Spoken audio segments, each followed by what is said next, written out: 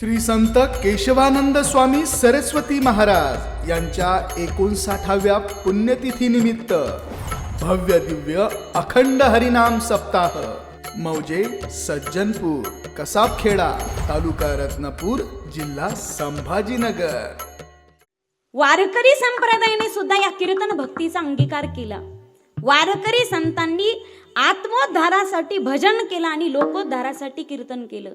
म्हणून कीर्तन हे लोकोद्धारासाठीचं सगळ्यात मोठं माध्यम आहे. पण कीर्तन म्हणजे काय? Kirtan is not entertainment but kirtan is intermaintenance. कीर्तन हे मनोरंजनाचं साधन नाही तर ते मनोमंथनाचं साधन आहे. आणि हे व्यासपीठ त्यासाठी खाली असू द्या. मनोरंजनच करायचं असेल तर तुमच्यासाठी खूप साधन आहेत. मी सांगेल योगेश दादा, कपिल शर्मा बाप हे त्याचा बाप. मनोरंजनाचे अनेक साधने. तुम्हाला हसवायचंच ठरवलं लोकांना, पण अगदी नको त्या शो मध्ये जाऊन तुम्ही जर वारकरी संप्रदायाची बदनामी करत असाल स्वतःच्या प्रसिद्धीसाठी, तर वारकरी संप्रदाय तुम्हाला कधीच माफ करणार नाही मॅम, कधीच माफ करणार नाही. कीर्तन ही भक्ती कशी असावी या भक्तीचे आचार्य सांगितलेत वाल्मिक महर्षी. अगदी पूर्वी जर आपण पाहिलं, रत्नाकर त्याचं नाव, वाल्ह्या कोळी असणारा वाल्मिक महर्षी का झाला? ही कीर्तन भक्तीची ताकद आहे. केवळ वाल्ह्या कोळ्याचाच उद्धार कीर्तन भक्तीने केला नाही, तर अतिशय पापी असणाऱ्या जड जीवांचा उद्धार सुद्धा कीर्तन भक्तीने झाला. ज्यावेळी गोस्वामी तुलसीदासजींच्या चरित्रामध्ये एक भाग येतो. एक वासंती नामक गणिका होती आणि उतार वयाला लागली. स्वतःच्या कर्माचा तिला कंटाळा आला. त्यावेळी ती अयोध्येमध्ये आली आणि तिला कळालं की अयोध्येमध्ये गोस्वामीजी राहतात. काही लोकांना बोलवलं आणि त्यांच्याकडे पाठवलं आणि त्या लोकांना सांगितलं, जा आणि तुलसीदासजींना सांगा की मी त्यांच्या चौपायाची उपासक आहे. एकदा या आणि मला तुमच्या मुखातून रामायणाच्या चौपाया ऐकायच्या.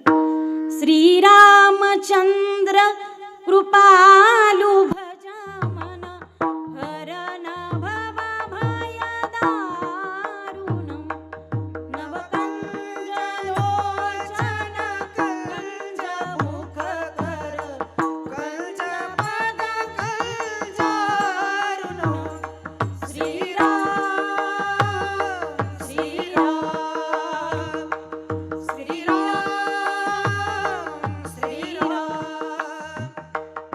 ज्यावेळी बातमी तुलसीदासजींना कळाली, अजान बाहू तुलसी तात्काळ दुसऱ्या मजल्यावरती राहत होती ती गणिका, तात्काळ हजर झाली. ज्यावेळी वासंती खाटेवरती पडलेली होती, समोर तुलसीदासजींना पाहिलं ना अंतकरण भरून आलं. त्यावेळी ती तुलसीदासजींना सांगते, मला माहित होतं गोस्वामीजी तुम्ही माझा उद्धार करण्यासाठी इथपर्यंत येणार आहात. मला माहिती होतं. ओ रस में तोड़कर घर मेरे आने वाले हैं, ओ रस में तोड़कर घर मेरे आने वाले हैं, मैं डर रहा हूं कि जालिम तो जमाने वाले हैं, जालिम तो जमाने वाले हैं. पूर्ण पद गायलं तुलसीदासजींनी. इति वदती तुलसीदास. पूर्ण पद गायला आणि शेवटची पंक्ती गात असताना त्या वासंती नामक गणिकेने नमस्कार केला, जय जय सियाराम जय घोष केला आणि आपला देह रामचरणी समर्पित केला. अगदी पाप्यातल्या पापी व्यक्तीचा उद्धार जर या कीर्तन भक्तीने होत असेल आणि याच गोस्वामी तुलसीदासजींचा आदर्श घेत पहा तुम्ही, भागवत कथेमध्ये दत्तगुरूंना अख्खं जग गुरु मानते. त्या दत्तगुरूंनी 24 गुरु केले, पण अख्खं जग आज ज्यांना गुरु मानते ते परमपूज्य मोरारी बापू यांच्या कथेचं आयोजन मागच्या वर्षी मला वाटतं डिसेंबरमध्ये अयोध्येमध्ये झालं होतं. कथेचा विषय होता मानस गणिका वेश्या. या विषयावरती ते रामायणाच्या आधारावरती 9 दिवस कथा करणार होते आणि त्या कथेचं निमंत्रण पत्रिका घेऊन ज्यावेळी परमपूज्य बापूजी मुंबईच्या कामाठीपुऱ्यात गेले, जे मुंबईचं वेश्यालय आहे, तिथं गेल्यानंतर त्या सगळ्या वेश्या जमा झाल्या. बापू आहे, बापू आहे, बापू आहे. एवढा आनंद झाला. सगळ्यांनी नमस्कार केला, बापूंनी आशीर्वाद दिला. ते वेश्या रडू लागल्या त्यावेळी, कारण आजपर्यंत स्वतःच्या स्वार्थासाठी त्यांच्याकडे जाणारा समाज होता, पण आज कोणीतरी साधू त्यांच्या उद्धारासाठी तिथपर्यंत गेला होता. रडू लागल्या त्या वेश्या. बापूंनी सांगितलं, हाँ कथा करनी है आप सभी को आना पड़ेगा, पूरी व्यवस्था हम रखेंगे, आप जरूर आओ. रडू लागल्या ढसढसा त्या वेश्या. आणि का रडणार नाही महाराज? कारण भगवंत त्यांच्यातही नांदतो ना. जर परमात्मा सर्व स्थित असेल, सर्व व्याप्त असेल, तर त्यांच्यात का असणार नाही? रडू लागल्या. आणि हे भक्तीचं सगळ्यात मोठेपण सांगितलंय. म्हणून आजही तुम्ही पंढरपुरामध्ये गेलात तर त्या वेश्याच्या मुलीला नमस्कार केल्याशिवाय आपल्याला पांडुरंगाचं दर्शन घेता येत नाही. काय तिचं नाव? कान्होबाने जिला पात्र ठरवलंय ती कान्होपात्रा, किंवा जिचं दर्शन केल्याशिवाय आम्ही कान्होबाला भेटण्यास पात्र होत नाही ती कान्होपात्रा, किंवा आधी कान्होपात्रा आणि मग अखंड त्या कान्होबाला पाहत राहा. झाली भाग्याचे धन्य कान्होपात्रा, झाली भाग्याचे धन्य कान्होपात्रा, झाली भाग्याचे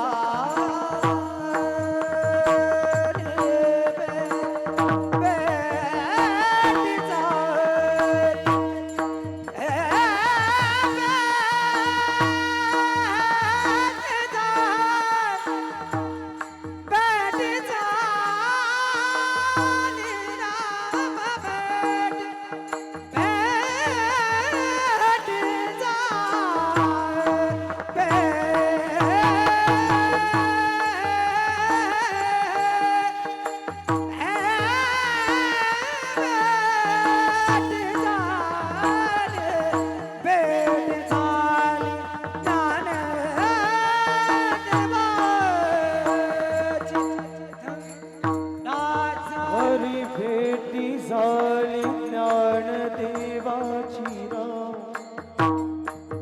भेटी झाली ज्ञानदेवाची ज्ञानदेवा निर्गम पद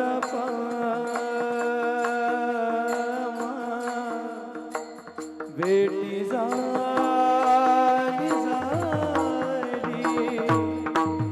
ज्ञानदेवाची ज्ञानदेवाची ज्ञानदेवाची भेट झाली हरी भेटी झाली हरी ज्ञानदेवाची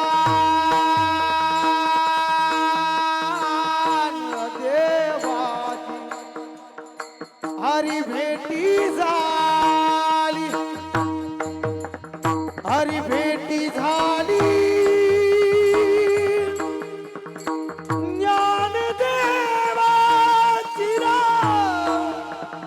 भेटी झाली भेटी झाली हरी ज्ञानदेवाची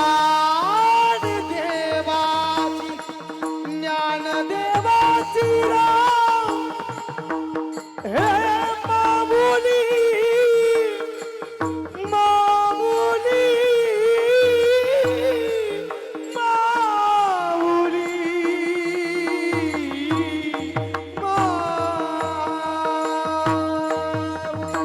भेटी झाली ज्ञानदेवाची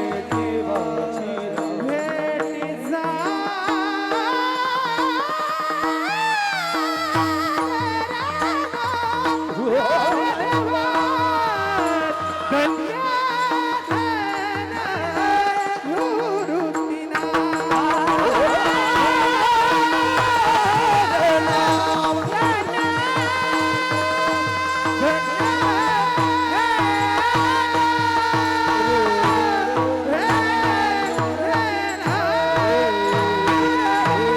ठरवायचं असतं कसं जगावं हे आपण आपलं ठरवायचं असतं. ते हसत हसत जगायचं की इतरांना हसवत हसवत जगायचं. ते रडत रडत जगायचं की इतरांना रडवत रडवत जगायचं. गुलाबाच्या फुलाप्रमाणे सगळ्यांना सुगंधित तर करायचंच असतं, पण त्याच्या काट्याप्रमाणे मात्र इतरांना कधीच बोचायचं नसतं. शेवटी साऱ्यांचंच जाणं हे इतरांना बोचणारच असतं. जीवन कसं जगायचं हे आपण आपलं ठरवायचं असतं. जीवन हा एक हार्मोनियम आहे मायबाप. हार्मोनियम तुम्ही पाहिलंय ना. हार्मोनियम मध्ये जशा सगळ्याच पट्ट्या महत्वाच्या असतात, पण त्या सगळ्याच पट्ट्या एकाच वेळी वाजवायच्या नसतात. काही सोडायच्या असतात, काही वाजवायच्या असतात. सोडलेल्या पट्ट्यांनी अभिमान धरायचा नाही आणि वाजवलेल्या पट्ट्यांनी अभिमान धरायचा नाही. सोडलेल्या पट्ट्यांनी मात्र नाराजगी धरायची नाही. सोडलेल्या पट्ट्या जर सोडल्याच नसत्या तर वाजवलेल्या पट्ट्यांना काही किंमतच राहिली नसती. तसं जीवनामध्ये जर दुःख आलंच नसतं तर सुखाची काही किंमतच राहिली नसती. म्हणून जीवन काय, सुख आणि दुःख यांचा सुरेख संगम. आयुष्य म्हणजे काय आहे ही एक रांगोळी आहे. महिला वर्गांसाठी सांगते, आयुष्य म्हणजे काय तर ही रांगोळी आहे. ती किती ठिपक्यांची काढायची हे पुस्तकामध्ये दिलेलं असतं, पण त्या काढलेल्या रांगोळीमध्ये माणुसकीचे कुठले रंग भरायचे हे मात्र काढणाऱ्या त्या दिदीच्या हाती असतं. आपल्या आयुष्याची रांगोळी किती वर्षांची काढायची हे परमेश्वराच्या हाती आहे, पण काढलेल्या रांगोळीमध्ये माणुसकीचे कुठले रंग भरायचे हे मात्र आमच्याच हातात आहे. जीवन खूप सुंदर आहे, खूप सुंदर आहे पा जीवन. एका चांगल्या विचारवंताच्या मुखातलं वाक्य आहे, life is a great movie but no retake but no receive and forward system. आयुष्य हा एक खूप सुंदर चित्रपट आहे, पण त्यामध्ये action, camera, roll, smile, okay असं काहीच नसतं. या आयुष्याच्या कॅमेऱ्यामध्ये सुखाचा क्षण आला म्हणून याला पॉज करता येत नाही, थांबवता येत नाही. आणि यामध्ये दुःखाचा क्षण आला म्हणून याला पुढेही घेता येत नाही. जीवन हा एक असा चित्रपट आहे, तो ज्या पद्धतीमध्ये आहे ना त्याच पद्धतीमध्ये जगावा लागतो. म्हणून मला असं वाटतं जीवन जगावं कसं आणि प्रत्येक क्षणाचा आनंद घ्यावा कसा, मला असं वाटतं आमच्या आदरणीय पाटील काकूकडून शिकावं. जीवनामध्ये एवढं दुःख येऊन सुद्धा मी नाव मुद्दाम का घेते त्यांचं, कारण या गादीवरून उभारून कुणाचंही नाव घ्यावं असं एवढं व्यासपीठ हे नाही. पण वारकरी संप्रदायावरती आणि सर्व वारकरी मंडळीवरती ज्यांचं नितांत शुद्ध प्रेम आहे, जीवनामध्ये दुःखाचा डोंगर आला असताना प्रत्येकाला आपल्याकडून आनंद कसा देता येईल आणि प्रत्येक क्षणाचा आनंद घेता कसा येईल, मला असं वाटतं काकूकडून नक्की शिकावं. कोणाकडून काय शिकावं हे कधी सांगता येत नाही. कोण जीवनामध्ये काय शिकून जाईल. भाग्यवान आहोत आपला जन्म भारतामध्ये झाला. मग भारतामध्ये भगवान परमात्म्याने आपल्याला नरदेह दिला. हा नरदेहच मुळात यासाठी दिलाय, भजन करण्यासाठी. दिला देह भजना गमता, देव दिला देह भजना गमता, देव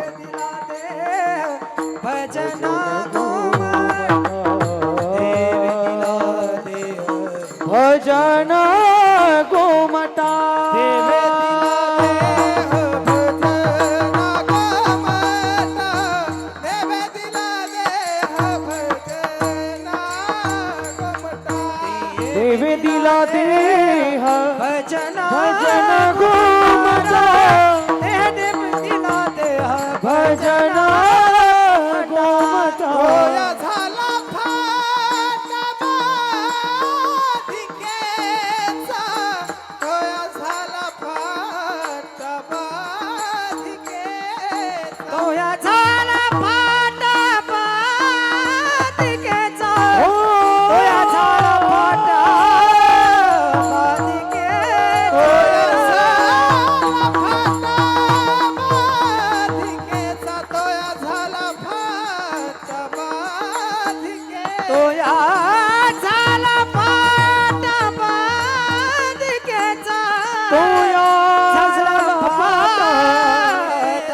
देव दिला देह भजना गमता,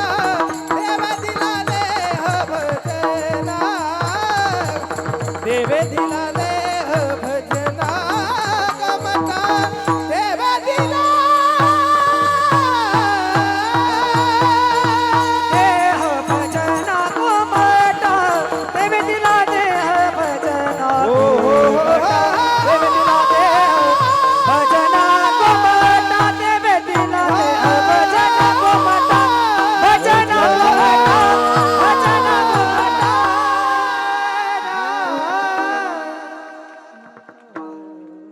देवे दिला देह भजना गोमटा, देवे देह भजना गोमटा दिला, पण आपण त्याचा वापर भोजना गोमटा केला. भोजन ही गरजेचं आहे, पण लक्षात घ्या, भोजन करने से शरीर को खुराक मिलती है, भोजन करने से शरीर को खुराक मिलती है, लेकिन पगले भजन करने से मन को खुराक मिलती है. भोजनाने तुमचं शरीर मजबूत होईल, पण भजनाने मात्र तुमचं मन पवित्र होईल. म्हणून भजन अत्यंत गरजेचं आहे. मुळात हा देह दिला भक्ती करण्याकरता, त्या भक्तीला नवविधा अंगांनी गायले. श्रवणम कीर्तनम विष्णू स्मरणम पादसेवनम वंदनम अर्चनम दास्यम सख्यम आत्मनिवेदनम.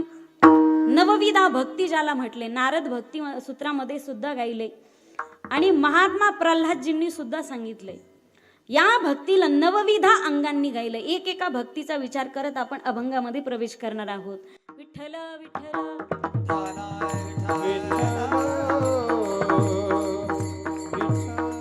पहिली भक्ती घ्या, श्रवण भक्ती. श्रवणे कीर्तने झाली ती पावन, सनकादिक जाण परम भक्त. श्रवण या भक्तीचा अंगीकार केला. एकेका भक्तीचे आचार्य सांगितलेत. या श्रवण भक्तीचे आचार्य सांगितलेत महाराज परीक्षिती. दुसरी भक्ती समोर घ्या, कीर्तन भक्ती. या कीर्तन भक्तीचे आचार्य सांगितलेत वाल्मिक महर्षी पूज्यपाद श्री शुकाचार्य. श्री संत केशवानंद स्वामी सरस्वती महाराज यांच्या 59व्या पुण्यतिथी निमित्त भव्य दिव्य अखंड हरिनाम सप्ताह मौजे सज्जनपूर, कसाबखेडा, तालुका रत्नापूर, जिल्हा संभाजीनगर.